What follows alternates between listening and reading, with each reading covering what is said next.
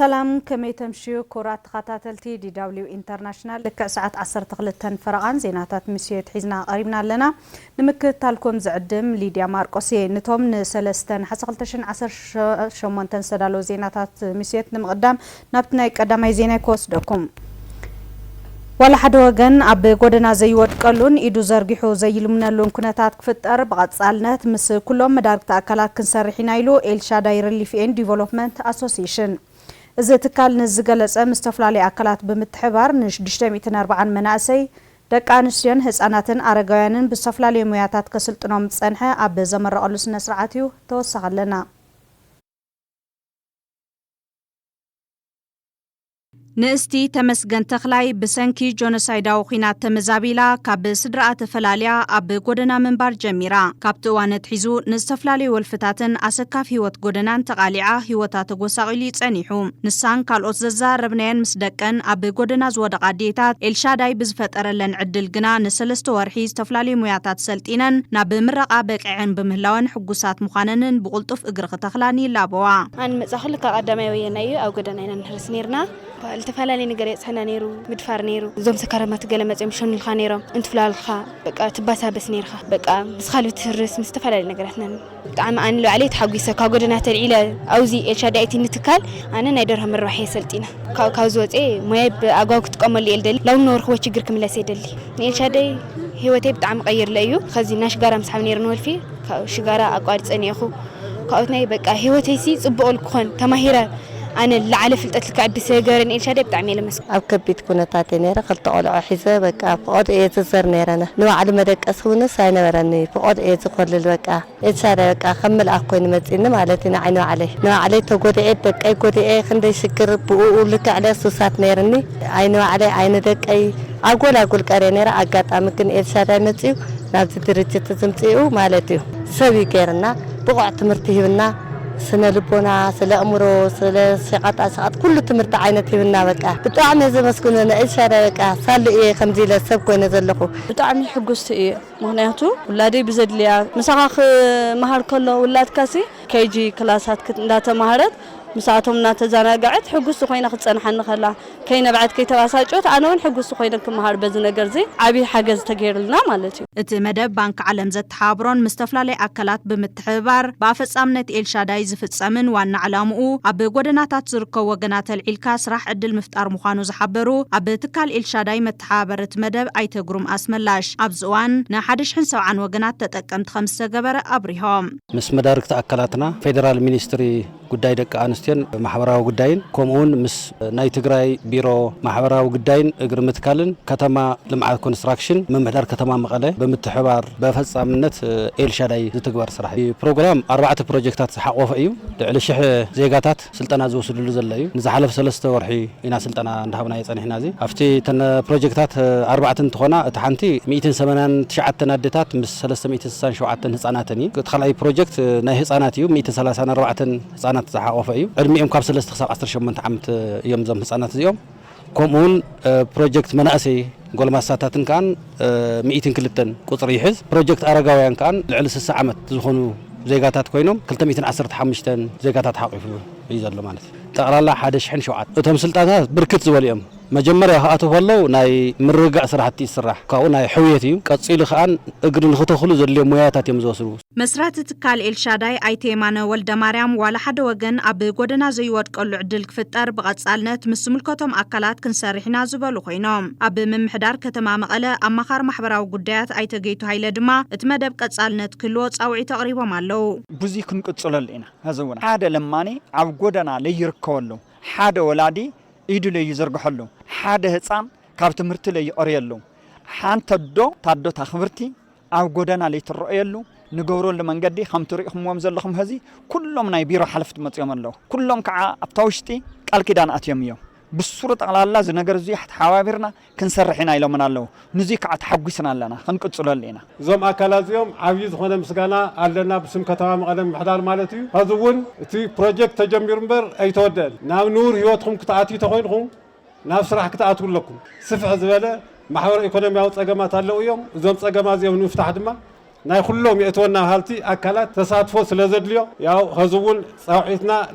ደጋጊምና ክንሕገዝ እንደሊና ኣብትዋን ምረቓ እቶም ሰልጠንቲ ዝተረኸቡ ተወካል መንግስቲ ትግራይ ፀሃየ በየነን ሓላፊት ቢሮ ጉዳይ ደቂ ኣንስትዮ ሸዊት ኣዲሱን ድማ እቶም ወገናት እግሪ ዝተኽልሉ ኩነታት ምፍጣር ኣድላይ ደገፍ ከም ዝገብሩ ገሊፆም እዮም ስራሕ እዚ ናይ መጀመርያ እዩ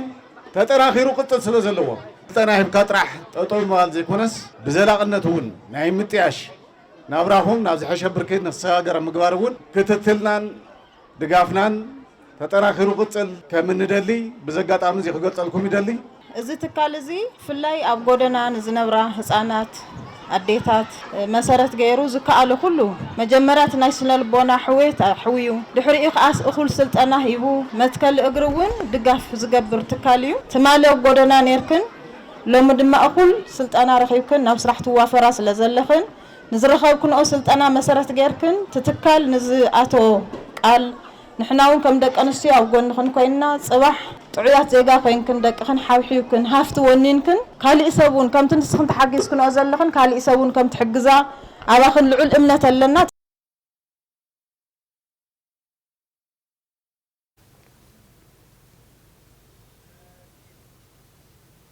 ኣብ ሞንጎ መዳወብቲ ወረዳ ጽርዓ ወንበርታ ዝኾኑ ህዝብታት ዓፋርን ጣብያታት ወረዳ ጽርዓ ወንበርታን ሰለስተ ዓዲ ደስኣን ተፈጢሩ ዝነበረ ጎንፂ ብውሕልለት ተኣላልያ ናይ ክልቲኡ ህዝብታት ኣቦ ገረባት ብዕርቂ ከም ዝተዛዘመ ተሓቢሩ ህዝብታት ዓፋርን ህዝቢ ትግራይ ናይ ነዊሕ መዋእል ታሪክ ፍቕርን ምሕዝነትን ዘለዎም ንሓደ ዕላማ ሓቢሮም እናተቃለሱ ዝመፁ ህዝብታት ምዃኖም ኣብቲ እዋን ተገሊጹ እዩ ይኹን እምበር ሞንጎ ክልቲኡ መዳወብቲ ህዝብታት ብዝተፈጠረ ጎንፅን ዘይምቅዳውን ንውስን ዓመታት ካብ ዝነበሮም ጥንኩር ሓድነት ምትእስሳር ሓበራዊ ዕዳጋ ምሕዝነትን ምትሕላይን ወፃኢ እናነበሩ ከም ፀንሑ ተገሊጹ እዩ ንዘፈላላይ ንምፅባብ ክልቲኡ ጎራብቲ ህዝብታት ሓድነቱ ተጠናኺሩ ሓበራዊ ዕላማን ተጠቃምነትን ሃልይዎ ናብ ንቡር ንኽምምለስ ምምሕዳር ወረዳ ጽርዓ ወንበርታ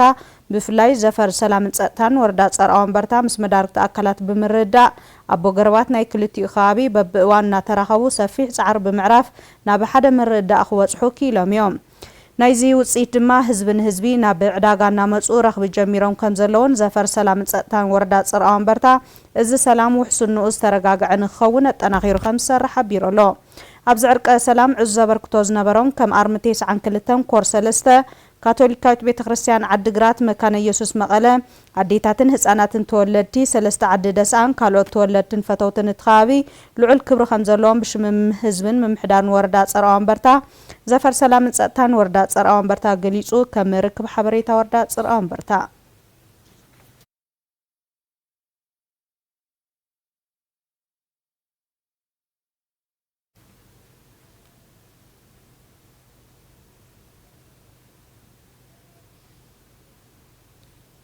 ብዝተምሃሮ ዓይነት ሙያ ጠንኪረን ብምስራሕ ዓርሰን ንምኽኣልን ካልኦት መርኣያን ምዃንን ከም ዝፅዕራ ተመረቕቲ ማእኸል መሰልጠኒ ስነ ጽባቐ ቲኤች ስረንዳስላሴ ገሊፀን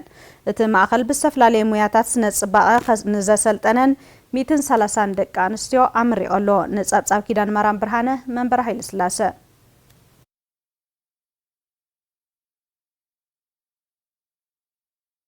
ኣብ ከተማ ሽረ እንዳስላሴ ዝርከብ ማእኸል መሰልጠኒ ስነ ጽባቐ ቲኤች ብዝተፈላለዩ ሞያታት ስነ ጽባቐ ካብ 3 ክሳብ 6 ወርሒ ንዘሰልጠነን 130 ደቂ ኣንስትዮ ኣመሪቕሎም ካብ ዝጣየሽ ልዕሊ 20 ዓመታት ዘቑፀረ እቲ ማእኸል ሎሚ ዘመረቕን ተምሃርኡ ንመበል 17 ዝርከም ዝኾነን እተን ተመረቕቲ ፈጠርቲ ስራሕ ክኾና ብዝኽእላሉ ኣገባብ ብኽልሲ ሓሳብ ተግባርን ዝተሰነየ ስልጠና ተዋሂብወን ዝሐሸ ክእለትን ፍልጠትን ክውንና ከም ዝተገበረን መስራቲትን አካሄድ ስራሕን ትማእኸል ወይዘሮ ሄለን ተወልደ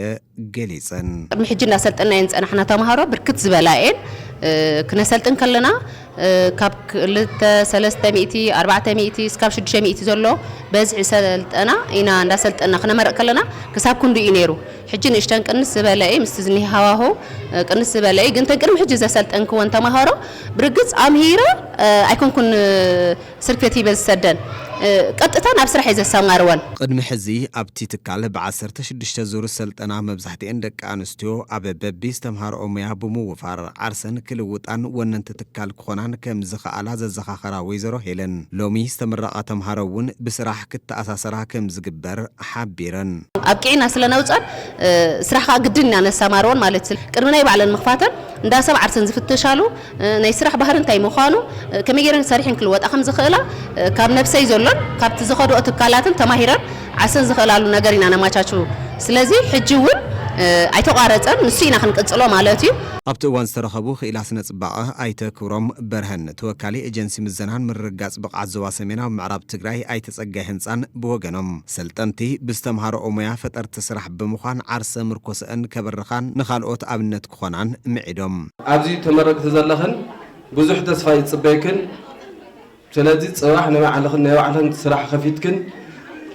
نبعلهم كن بيت السبكن كتخنا بز منقدي ملقتي كحلف فوت مالتي. السلطنة هذه بتبغى حس كله أخباره كسر الجبل.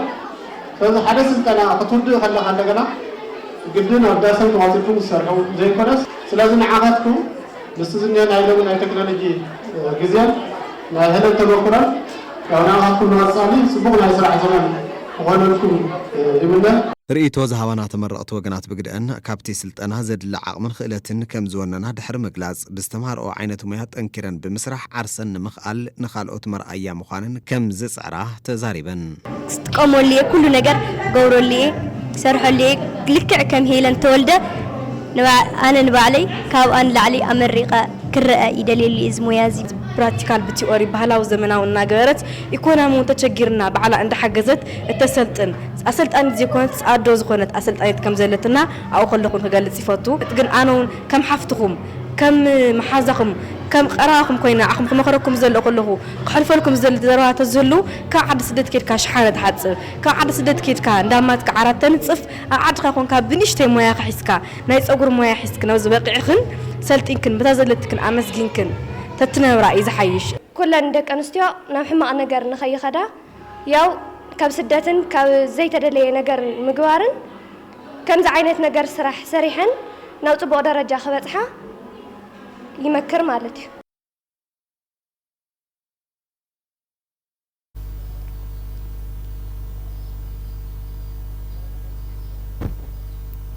ኮሚሽን ፖሊስ ትግራይ አባላቱ አብ ቀረባ እዋን ዘካየድዎ ሚይጣትን ሰነድን ውጽኢቶም ገምጊሙ መደባት 2019 ዓመተ ምህረት ድማ ከም ዘነጸረ ፍሊጡ አመራርሓ ዞባታትን ክልልን ፖሊስ አብ ከተማ መቐለ ንተኸታተልቲ ክልተ መዓልታት ኣብ ዘካየድዎ ገምጋምን ምንጻር መደባት ቀጻል በጀት ዓመትን ዛዕባ ዝገበረ ኮይኑ እቶም ሰነዳት ፖሊስ ውሽጣውን ደጋውን ሰላም ህዝብን ምውሓስ ነበርዎን ዝህልዎ ብጽሒት ዘነጸሩ ፍሉይ ምልዓላት ዝፈጠሩን አካላት አመራርሓ ፖሊስ ሓቢሮም ኣብ ምርጋጽ ሃልዋትን ድሕነትን ህዝቢ ትግራይ ግደ ፖሊስን ድልውነቱን ትሕዝቶ ፈጻጽማ ኣዋጅ 366 እዝባር 2018 ዓመተ ምህረት ዘበት ንብሔራዊ ብርሰት ብዝብል ቴማ ፖሊስ እውን ከም ህዝቡ ዘሳለጦም መድረኻት ኣባይታ ዝፈጠርዎ ውጽኢት እውን ናብ ሓደ ዝኣከበን ንኹሉ ስራሕቲ ፖሊስ ዘዕውት መስመር ዘትሕዘኒ ክብሉ ድማ ገሊጾም ኮሚሽነር ጀነራል ኮሚሽን ፖሊስ ትግራይ ይሕደጎስ እዩም ፖሊስ ኣብ በብኸባቢኡ ገሊኦም መድረኻት በይኑ ገሊኦም ድማ ሚይጣት ምስ ህዝቡ ተሓዊሱ ዘቃንዖም ዘተታት ምርዳእን ተኣማንነትን ቅቡልነት ህዝብን መንግስትን ዝመለሰን ምጥርጣራ ዝወገደን ምንባሩ ብምሕባር እቲ ዝተፈጠረ ወነን ምልዓልን ድማ ብስራሕቲ ምክልኻል ገበንን ተመዛመድቲ ዛዕባታትናን ብዝልካዕ መዳዩ ክነትግብሮ ይግባእ ኢሎም ድሕርቲ ገምጋም ኣብ ዝቐረበ መደብ ቀጻል በጀት ዓመትን ከኣብራ በዓላትን ድማ ውዳበታት ህዝቢ ብምጥንኻር ንምክልኻል ገበን ትኹረት ዝሃበ ብሓበራዊ ምርዳእ ዝተደምደመ ኮይኑ ናብ እዋናዊ ትኹረት ዝጠልብ ኣጀንዳ ዝህሉ ኣወፋፍራ እውን ተኣንፊቱሉ እዩ ክብል ኮሚሽን ፖሊስ ትግራይ ብዘርጉ ሓበሬታ ኣመልኪቱ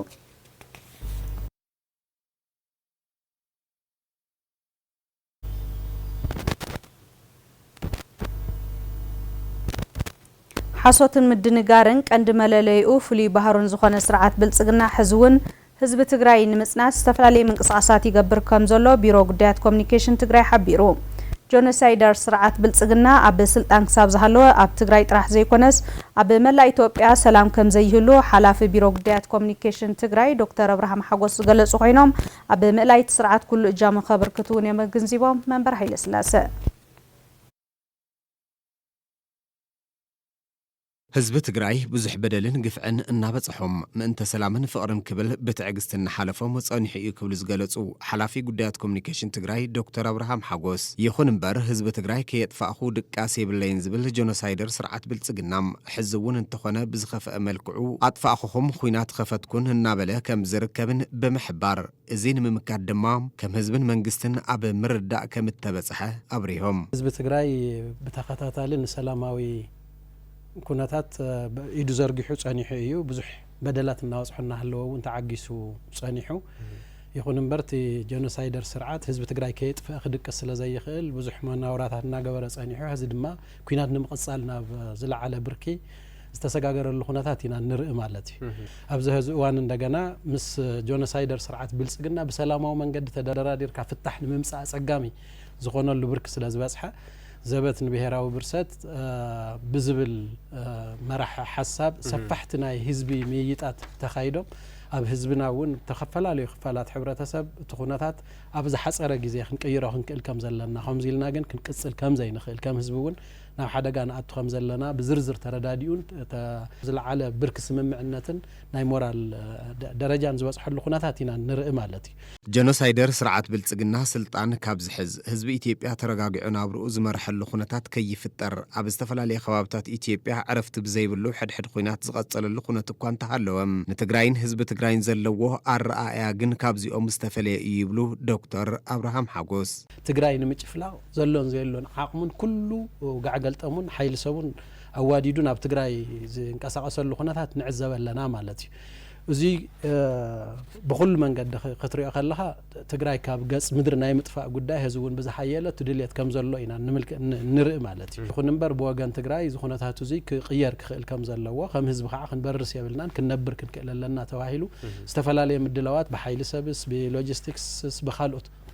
ኣገደስቲ ዝበሃሉ ምድላዋት እውን ክንዳሎ ከም ዘለና እቲ መንግስቲ እውን ክሰርሖም ዝግባእ ስራሕቲ እናጻፈፈ ክኸይድ ክኽእል ከም ዘለዎ እናተሰርሐ መጽዮ ኣሎ ማለት እዩ ብቐንዱ ዝልለየሉ ፍሉይ ባህሪ ስርዓት ብልጽግና ምድንጋርን ሕሶቱን እዩ ክብሉ ዘረብኦም ዝቐጸሉ ዶክተር አብርሃም ሸረሪና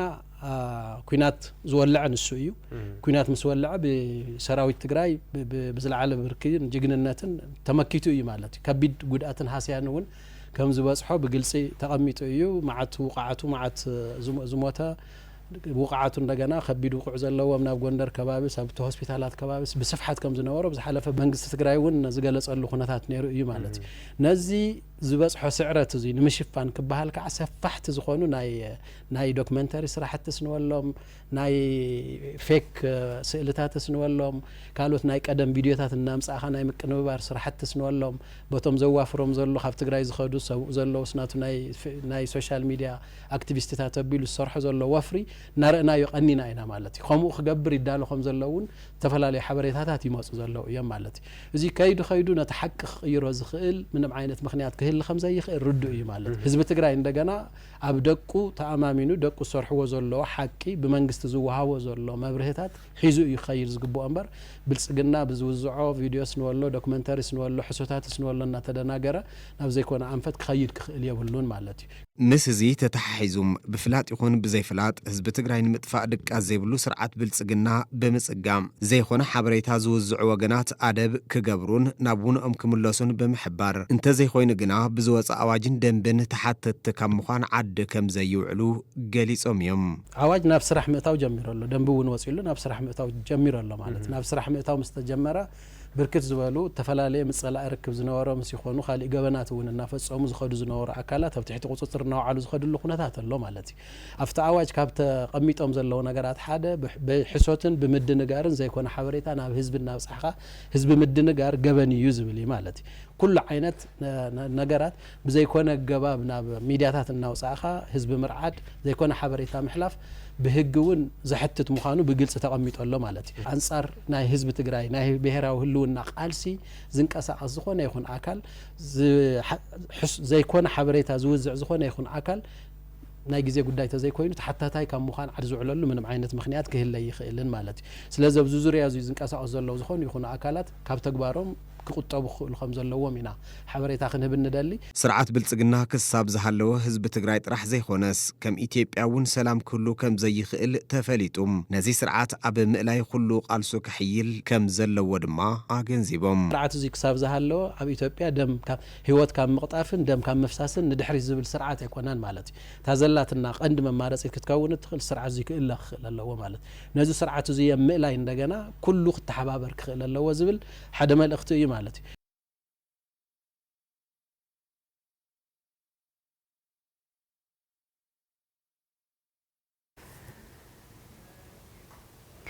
ኣብ መወዳእታ ቢሮ ጥዕና ትግራይ ኣፈጻጽማ መደባት ጥዕና 2018 ዓመተ ምህረት ተመልኪቱ ዓመታዊ ገምጋም ምስላጡ ሓቢሩ ኣብቲ መድረኽ ዝተረኸቡ ሓላፊ ቢሮ ጥዕና ትግራይ ዶክተር ጸጋይ በሪሁ ዝነበሩና ጥንካረታት ምግፋሕን ዝተራእዩ ክፍተታት ብምእራምን ጠለብ ግልጋሎት ጥዕና ሕብረተሰብና ብሓፍሻ ጥዕና ኣዴታትን ህጻናትን ድማ ብፍላይ ንምምላእ ተዋዲድካ ምስራሕ የድሊ ኢሎም ኣብ ምንካይ ሞት ኣዴታትን ህጻናትን ምክልኻል ሕማማት ኤድስ ዓሶ ኮሌራ መድሕን ጥዕናን ቀረብ ደምን ካልኦት ልዑል ትኹረት ሂብካ ምስራሕ ከም ዘድሊ ድማ ኣብቲ ገምጋም ተሓቢሩ ኣሎ ብሰንኪ ሸለልትነት ዘይቅቡል ምኽንያታት ኣዶታት ኣብ እዋን ሞሊድ ይሞታ ምህላውን ዝሓበሩ ዶክተር ጸጋይ ሞት ኣዶ ብቁልጥፍ ናብ ቢሮ ጥዕና ሪፖርት ክግበርን ኩሉ ዝምልከቶም ኣመራርሓ ድማ ቀዳምነት ሂቡ ብትኹረት ክሰርሐሉን ኣብ ተሓታትነት ከሰጋግሮን ጻውዒት ኣቕሪቦም ትልሚ 2019 ዓመተ ምህረት ቀሪቡ ምርዳእ ዝተገበረሉ ኮይኑ ወረዳታትን ሆስፒታላትን ንትትል መሰረት ገይረን ትልመን ከውፃኣን ክኽልሳን ምርዳእ ከም ዝተገበረ ድማ ምፍላጥ ተኻኢሉ ኣሎ